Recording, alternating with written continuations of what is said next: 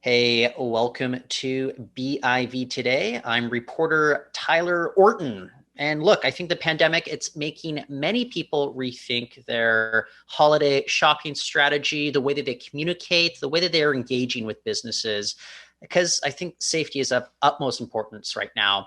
And with us to lend some insights into the evolving role of social media and e-commerce, it is Matt McGowan. He is general manager of Snapchat Canada. He's joining us today from Toronto.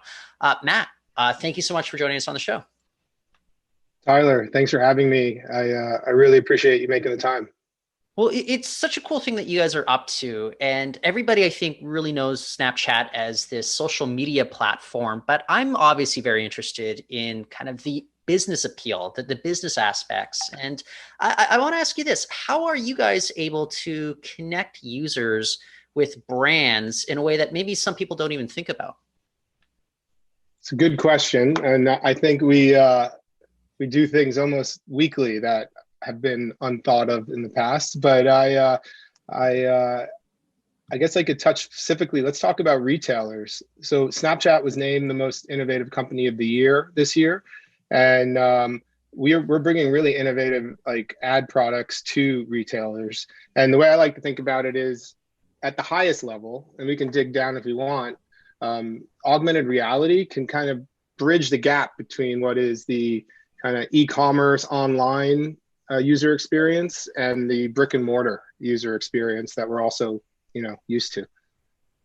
With augmented reality, some folks, they might be holding their phones in front of, say, products or, I know Snapchat's known for filters as well. How do you envision kind of augmented reality playing a role, especially this holiday season? Yeah, the so on Snapchat, retailers can create environments and create activations that allow them to utilize the augmented reality tools and platform that we've built, and then through Snapchat connect those activations with consumers. So like here in Canada, for instance, we reach over 9 million consumers on the platform, and a large percentage of those, 70-80% of those are engaging with these augmented reality features on a daily basis. And what we're finding is that a lot of the innovations coming from our advertising partners. And for example, like last year over the holidays, we worked with Toys R Us, and Toys R Us created an online store, a virtual online store within Snapchat that a consumer could literally on their phone walk into, move around, select products, look at them, and make purchases.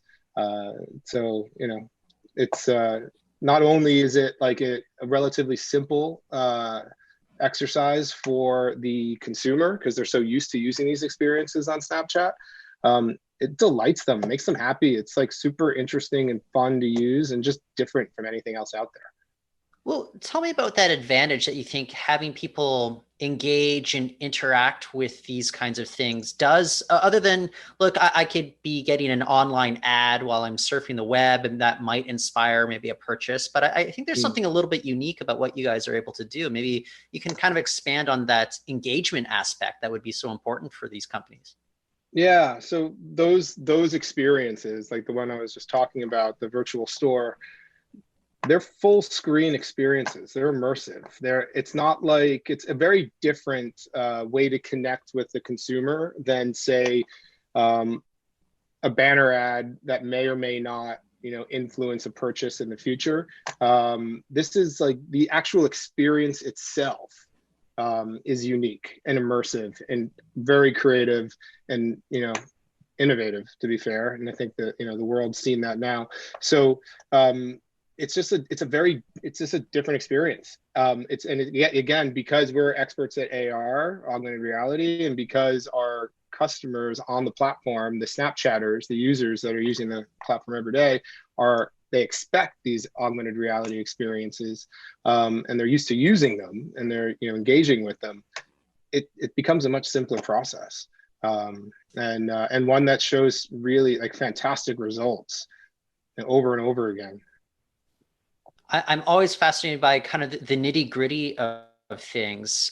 This might kind of sound like we're digging into the weeds, but I'm curious, like, how does it work? Does a company look at the technology that you guys offer and work within it, or do they come to you with some ideas about what they want to accomplish? How do we get, from kind of, what the Snapchat experience is to, how these companies are able to deliver that to users?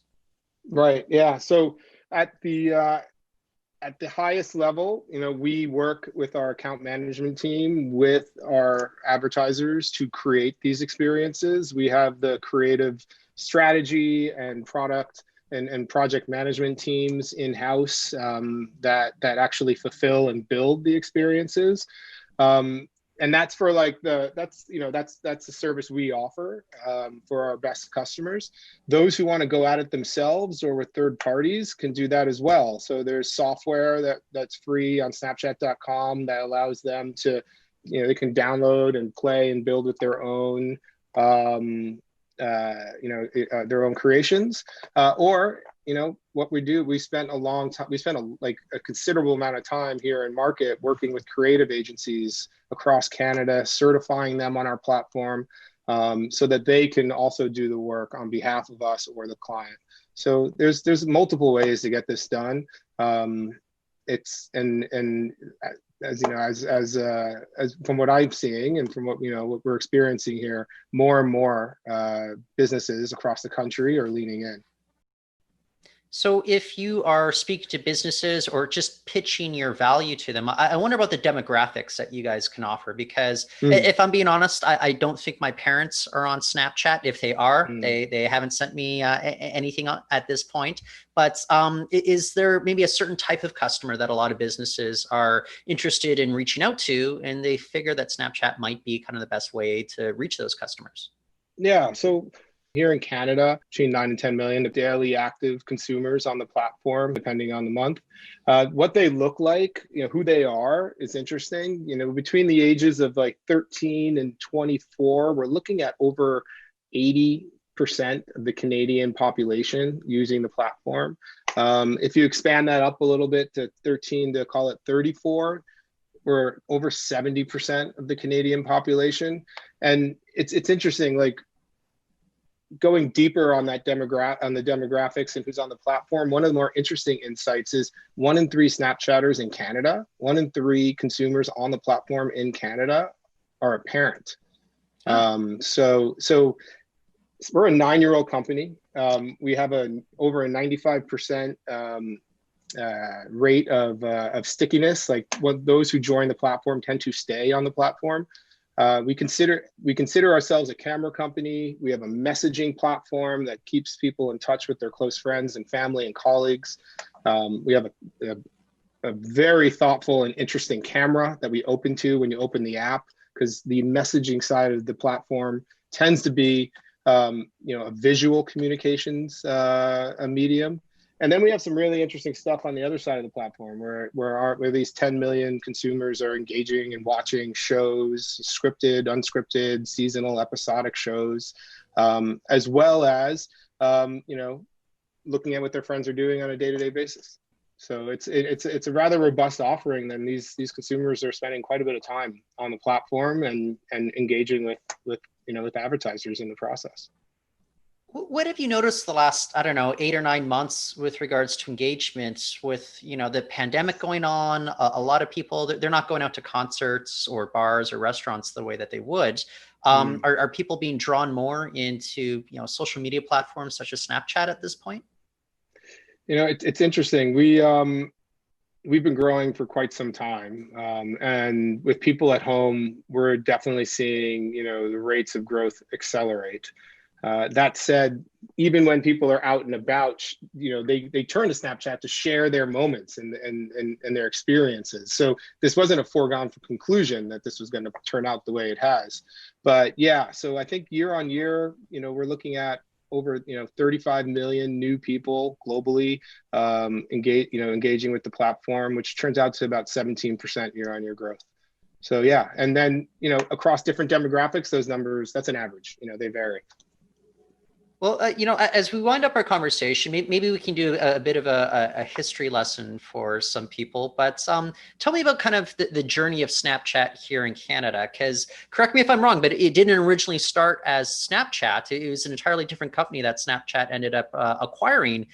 Can you tell me a little bit about that journey, especially going on over in Toronto? Yeah, so we have just over 100 employees in Toronto. And 4 years ago, our founder, Evan, and the team decided to acquire Bitmoji, which is a local Torontonian Canadian tech and media business. They made the decision to keep that team here under under the founder and his original team. So when that acquisition was made, the we started to focus, on Canada and build a business locally here, supporting local businesses and Fortune 500s alike. So we're about 4 years old in Canada and going strong. I'm just going to brag for a second, but people have told me that my Bitmoji looks very, very accurate. I'm not somebody who is trying to exaggerate any features, so I'm going to just humble brag for just a second with regards to that. Like I'm glad you care about your Bitmoji. I care about mine too. I was just playing with mine recently. He's all dressed up in a Ralph Lauren double-breasted suit, Nice. and I was playing with some of our new 3D body tracking tech that allows my Bitmoji to walk around my living room. And I must say, Bitmoji is a very interesting, fantastic product platform within the Snapchat chat ecosystem. Well, it's just cool to think of that kind of Canadian lineage and how Hmm. Snapchat's now capitalizing on that at this point. So, Yeah. so many cool tech stories going on in Canada. And Matt, I just want to thank you for taking the time to share some of the stories that's going on right now. Tyler, thanks for having me. I really appreciate it. Cheers. That's Matt McGowan. He is general manager of Snapchat Canada, and that is it for the show today. But you can go to biv.com. More stories, more interviews over there. For now, I'm Tyler Orton, and thank you so much for listening.